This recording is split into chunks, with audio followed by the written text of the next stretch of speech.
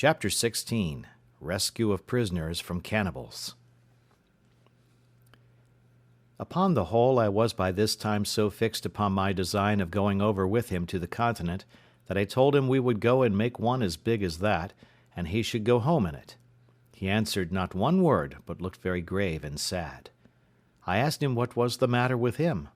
He asked me again, "Why you angry mad with Friday? What me done?" I asked him what he meant. I told him I was not angry with him at all. "No angry?" says he, repeating the word several times. "Why send Friday home away to my nation?" "Why," says I, "Friday, did you not say you wished you were there?" "Yes, yes," says he, "wish we both there. No wish Friday there, no master there." In a word, he would not think of going there without me. "I go there Friday?" says I. "What shall I do there?" He turned very quick upon me at this. "You do great deal much good," says he. "You teach wild mans be good, sober, tame mans. You tell them know God, pray God, and live new life." "Alas, Friday," says I, "thou knowest not what thou sayest. I am but an ignorant man myself." "Yes, yes," says he, "you teachee me good, you teachee them good." "No, no, Friday," says I, "you shall go without me. Leave me here to live by myself, as I did before." He looked confused again at that word, and running to one of the hatchets which he used to wear, he takes it up hastily and gives it to me. "What must I do with this?" says I to him. "You take kill Friday," says he. "What must I kill you for?" said I again. He returns very quick. "What you send Friday away for? Take kill Friday, no send Friday away." This he spoke so earnestly that I saw tears stand in his eyes. In a word, I so plainly discovered the utmost affection in him to me, and a firm resolution in him, that I told him then and often after, that I would never send him away from me if he was willing to stay with me. Upon the whole, as I found by all his discourse a settled affection to me, and that nothing could part him from me, so I found all the foundation of his desire to go to his own country was laid in his ardent affection to the people, and his hopes of my doing them good, a thing which, as I had no notion of myself, so I had not the least thought or intention or desire of undertaking it. But still I found a strong inclination to attempting my escape, founded on the supposition gathered from the discourse that there were 17 bearded men there, and therefore, without any more delay, I went to work with Friday to find out a great tree proper to fell, and make a large periagua, or canoe, to undertake the voyage. There were trees enough in the island to have built a little fleet, not of periaguas or canoes, but even of good large vessels, but the main thing I looked at was, to get one so near the water that we might launch it when it was made, to avoid the mistake I committed at first. At last Friday pitched upon a tree, for I found he knew much better than I what kind of wood was fittest for it, nor can I tell to this day what wood to call the tree we cut down, except that it was very like the tree we call fustic, or between that and the Nicaragua wood, for it was much of the same color and smell. Friday wished to burn the hollow or cavity of this tree out, to make it for a boat, but I showed him how to cut it with tools, which, after I had showed him how to use, he did very handily, and in about a month's hard labour we finished it and made it very handsome, especially when, with our axes, which I showed him how to handle, we cut and hewed the outside into the true shape of a boat. After this, however, it cost us near a fortnight's time to get her along, as it were inch by inch, upon great rollers into the water, but when she was in, she would have carried 20 men with great ease. When she was in the water, though she was so big, it amazed me to see with what dexterity and how swift my man Friday could manage her, turn her, and paddle her along. So I asked him if he would, and if we might venture over in her. "Yes," he said, "we venture over in her very well, though great blow wind." However, I had a further design that he knew nothing of, and that was, to make a mast and a sail, and to fit her with an anchoring cable. As to a mast, that was easy enough to get, so I pitched upon a straight young cedar tree, which I found near the place, and which there were great plenty of in the island, and I set Friday to work to cut it down, and gave him directions how to shape and order it. But as to the sail, that was my particular care. I knew I had old sails, or rather pieces of old sails, enough, but as I had had them now 26 years by me, and had not been very careful to preserve them, not imagining that I should ever have this kind of use for them, I did not doubt but they were all rotten, and indeed most of them were so. However, I found 2 pieces which appeared pretty good, and with these I went to work, and with a great deal of pains and awkward stitching, you may be sure, for want of needles, I at length made a 3-cornered ugly thing, like what we call in England a shoulder of mutton sail, to go with a boom at bottom and a little short sprit at the top, such as usually our ship's longboats sail with, and such as I best knew how to manage, as it was such a one as I had to the boat in which I made my escape from Barbary, as related in the first part of my story. I was near 2 months performing this last work, that is, rigging and fitting my masts and sails, for I finished them very complete, making a small stay and a sail or foresail to it, to assist if we should turn to windward, and, what was more than all, I fixed a rudder to the stern of her to steer with. I was but a bungling shipwright, yet as I knew the usefulness and even necessity of such a thing, I applied myself with so much pains to do it, that at last I brought it to pass, though, considering the many dull contrivances I had for it that failed, I think it cost me almost as much labour as making the boat. After this was done, I had my man Friday to teach as to what belonged to the navigation of my boat. Though he knew very well how to paddle a canoe, he knew nothing of what belonged to a sail and a rudder, and was the most amazed when he saw me work the boat to and again in the sea by the rudder, and how the sail jibbed and filled this way or that way as the course we sailed changed. I say, when he saw this, he stood like one astonished and amazed. However, with a little use, I made all these things familiar to him, and he became an expert sailor, except that of the compass I could make him understand very little.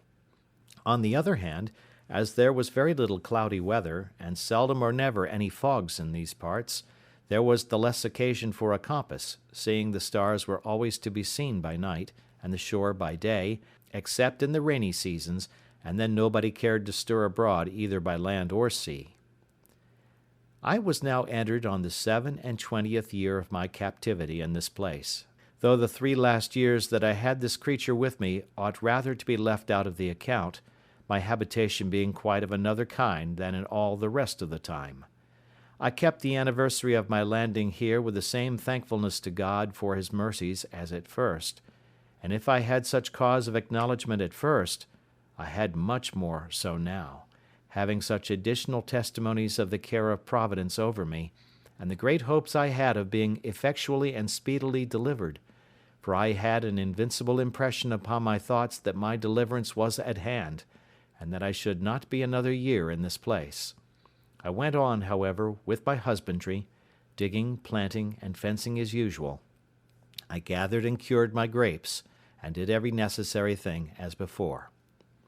The rainy season was in the meantime upon me, when I kept more within doors than at other times.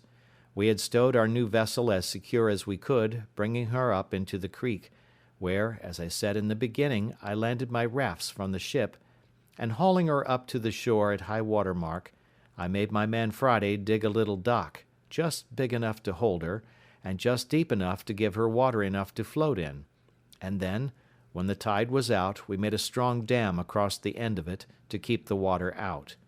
And so she lay, dry as to the tide from the sea, and to keep the rain off we laid a great many boughs of trees, so thick that she was as well thatched as a house, and thus we waited for the months of November and December, in which I designed to make my adventure. When the settled season began to come in, as the thought of my design returned with the fair weather, I was preparing daily for the voyage, and the first thing I did was to lay by a certain quantity of provisions, being the stores for our voyage, and intended in a week or a fortnight's time to open the dock and launch out our boat. I was busy one morning upon something of this kind, when I called to Friday, and bid him to go to the seashore and see if he could find a turtle or a tortoise, a thing which we generally got once a week, for the sake of the eggs as well as the flesh. Friday had not been long gone when he came running back, and flew over my outer wall or fence like one that felt not the ground or the steps he set his foot on, and before I had time to speak to him he cries out to me, "O master! O master! O sorrow! O bad!" "What's the matter, Friday?" says I. "Oh, yonder there," says he, 1, 2, 3 canoes, 1, 2, 3. By this way of speaking, I concluded there were 6, but on inquiry I found there were but 3. "Well, Friday," says I, "do not be frightened." So I heartened him up as well as I could. However, I saw the poor fellow was most terribly scared, for nothing ran in his head but that they were come to look for him, and would cut him in pieces and eat him, and the poor fellow trembled so that I scarcely knew what to do with him. I comforted him as well as I could, and told him I was in as much danger as he, and that they would eat me as well as him. "But," says I, "Friday, we must resolve to fight them. Can you fight, Friday?" "Me shoot," says he, "but there come many great number." "No matter for that," said I again. "Our guns will fright them that we do not kill." So I asked him whether, if I resolved to defend him, he would defend me, and stand by me, and do just as I bid him. He said, "Me die when you bid die, master." So I went and fetched a good dram of rum and gave him, for I had been so good a husband of my rum that I had a great deal left. When we had drunk it, I made him take the 2 fowling pieces, which we always carried, and loaded them with large swan shot, as big as small pistol bullets. Then I took 4 muskets, and loaded them with 2 slugs and 5 small bullets each, and my 2 pistols I loaded with a brace of bullets each. I hung my great sword, as usual, naked by my side, and gave Friday his hatchet.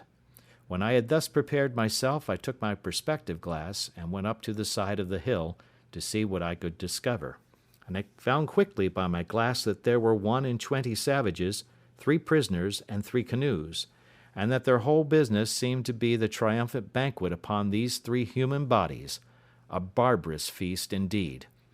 But nothing more than, as I had observed, was usual with them.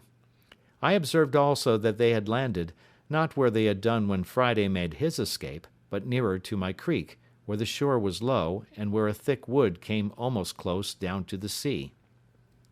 This, with the abhorrence of the inhuman errand these wretches came about, filled me with such indignation that I came down again to Friday, and told him I was resolved to go down to them and kill them all, and asked him if he would stand by me.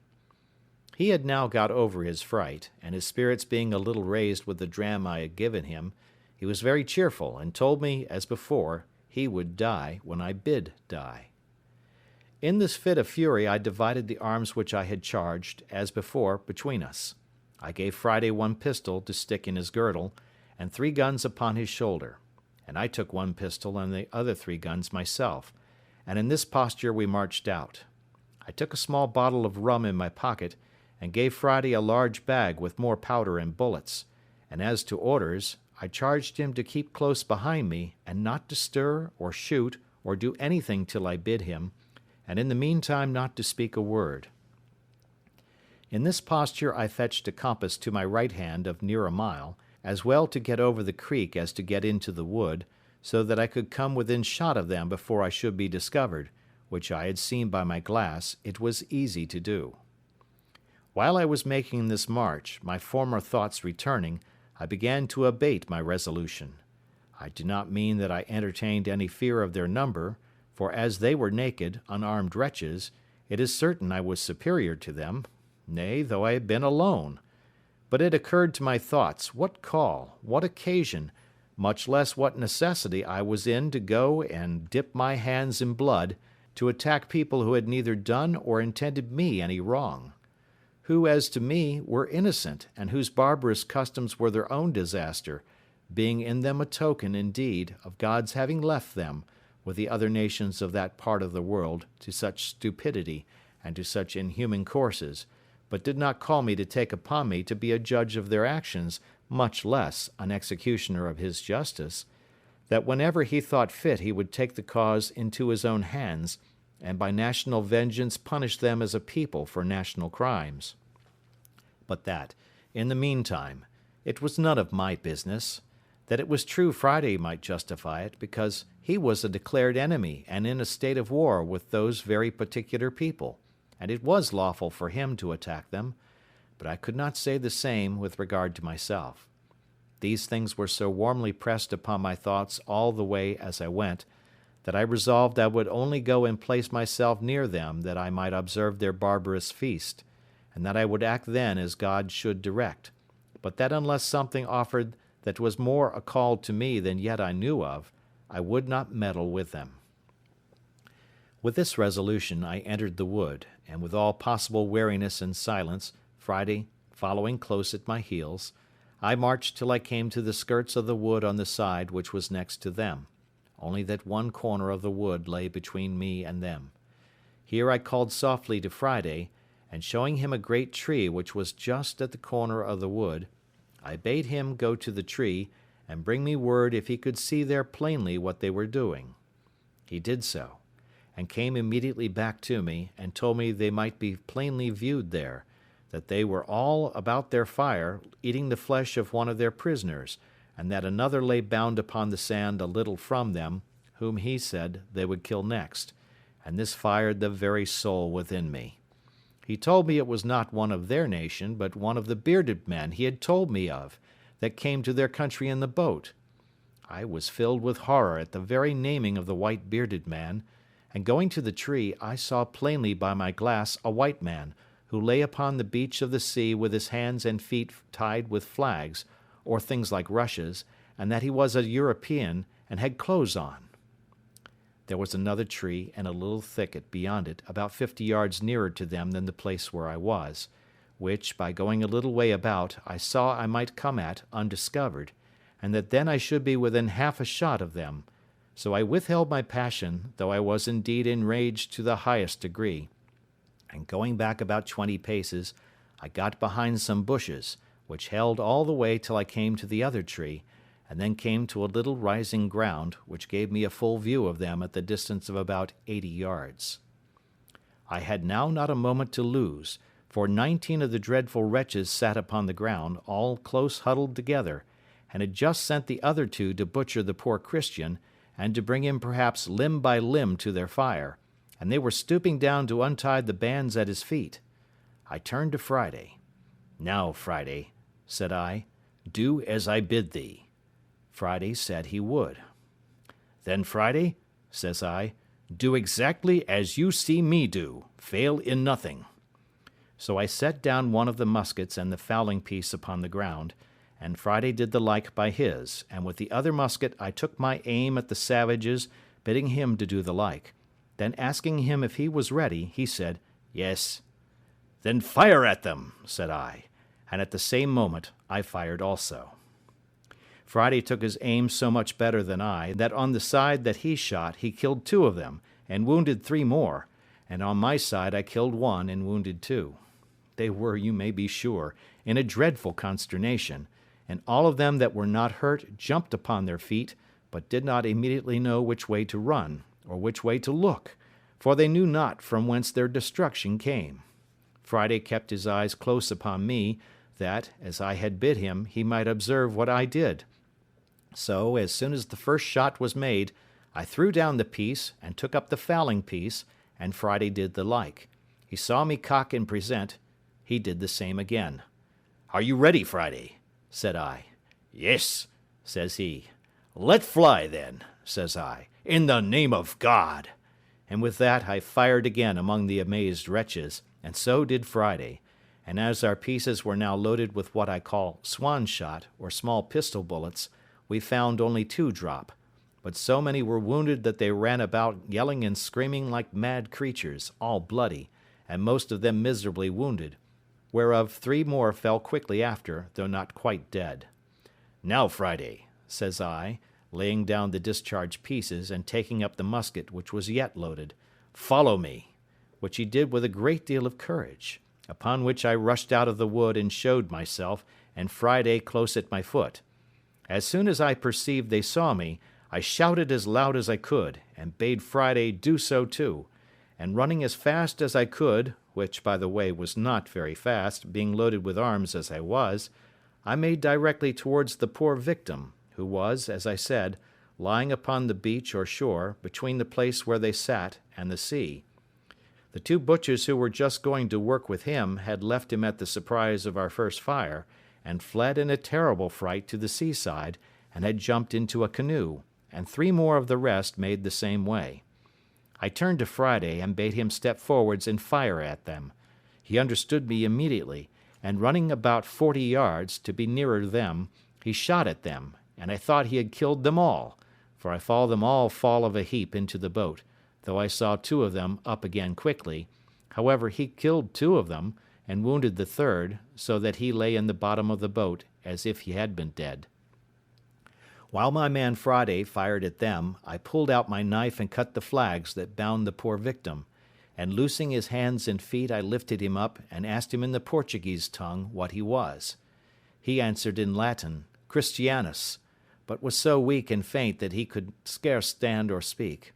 I took my bottle out of my pocket and gave it him, making signs that he should drink, which he did, and I gave him a piece of bread, which he ate. Then I asked him what countryman he was, and he said, Espagnol, and being a little recovered, let me know, by all the signs he could possibly make, how much he was in my debt for his deliverance. Señor, said I, with as much Spanish as I could make up, we will talk afterwards, but we must fight now. If you have any strength left, take this pistol and sword and lay about you. He took them very thankfully, and no sooner had he the arms in his hands, but, as if they had put new vigour into him, he flew upon his murderers like a fury, and had cut 2 of them in pieces in an instant, for the truth is, as the whole was a surprise to them, so the poor creatures were so much frightened with the noise of our pieces that they fell down for mere amazement and fear, and had no more power to attempt their own escape than their flesh had to resist our shot, and that was the case of those 5 that Friday shot at in the boat, for as 3 of them fell with the hurt they received, so the other 2 fell with the fright. I kept my piece in my hand, still without firing, being willing to keep my charge ready, because I had given the Spaniard my pistol and sword. So I called to Friday, and bade him run up to the tree from whence we first fired, and fetch the arms which lay there that had been discharged, which he did with great swiftness, and then giving him my musket, I sat down myself to load all the rest again, and bade them come to me when they wanted. While I was loading these pieces, there happened a fierce engagement between the Spaniard and one of the savages, who made at him with one of their great wooden swords, the weapon that was to have killed him before, if I had not prevented it. The Spaniard, who was as bold and brave as could be imagined, though weak, had fought the Indian a good while, and had cut 2 great wounds on his head, but the savage being a stout lusty fellow, closing in with him, had thrown him down, being faint, and was wringing my sword out of his hand, when the Spaniard, though undermost, wisely quitting the sword, drew the pistol from his girdle, shot the savage through the body, and killed him upon the spot, before I, who was running to help him, could come near him. Friday, being now left to his liberty, pursued the flying wretches, with no weapon in his hand but his hatchet, and with that he dispatched those 3, who, as I said before, were wounded at first, and fallen, and all the rest he could come up with. And the Spaniard coming to me for a gun, I gave him one of the fowling pieces, with which he pursued 2 of the savages, and wounded them both. But as he was not able to run, they both got from him into the wood, where Friday pursued them, and killed one of them, but the other was too nimble for him, and though he was wounded, yet had plunged himself into the sea, and swam with all his might off to those 2 who were left in the canoe, which 3 in the canoe, with 1 wounded, that we knew not whether he died or no, were all that escaped our hands of 1 in 20. The account of the whole is as follows: 3 killed at our first shot from the tree, 2 killed at the next shot, 2 killed by Friday in the boat, 2 killed by Friday of those at first wounded, 1 killed by Friday in the wood, 3 killed by the Spaniard, 4 killed, being found dropped here and there, of the wounds, or killed by Friday in his chase of them. 4 escaped in the boat, whereof 1 wounded, if not dead, 21 in all. Those that were in the canoe worked hard to get out of gunshot, and though Friday made 2 or 3 shots at them, I did not find that he hit any of them. Friday would fain have had me take one of their canoes and pursue them, and indeed I was very anxious about their escape, lest, carrying the news home to their people, they should come back perhaps with 200 or 300 of the canoes and devour us by mere multitude. So I consented to pursue them by sea, and running to one of their canoes, I jumped in and bade Friday follow me. But when I was in the canoe, I was surprised to find another poor creature lie there, bound hand and foot, as the Spaniard was, for the slaughter, and almost dead with fear, not knowing what was the matter, for he had not been able to look up over the side of the boat, but he was tied so hard, neck and heels, and had been tied so long that he had really but little life in him.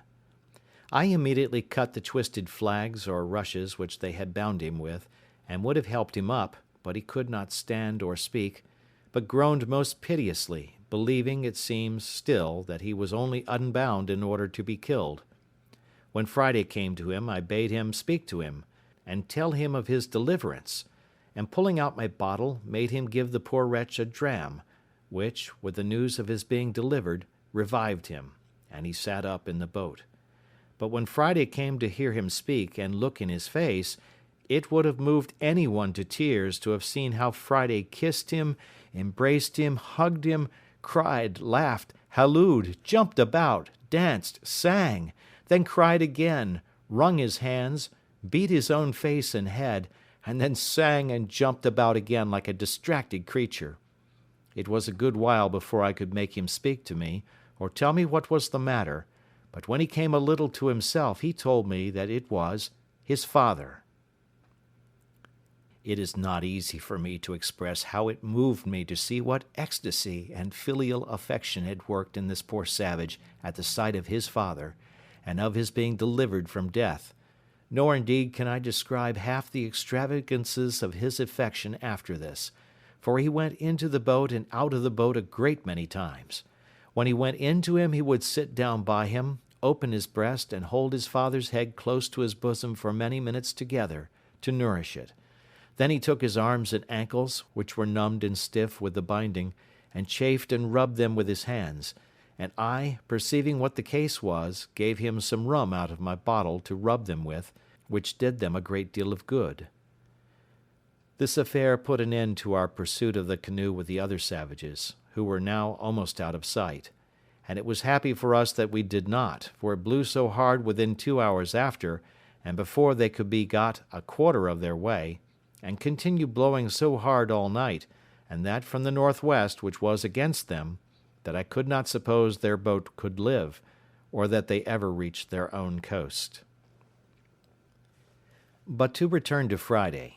He was so busy about his father that I could not find in my heart to take him off for some time, but after I thought he could leave him a little, I called him to me, and he came jumping and laughing, and pleased to the highest extreme. Then I asked him if he had given his father any bread.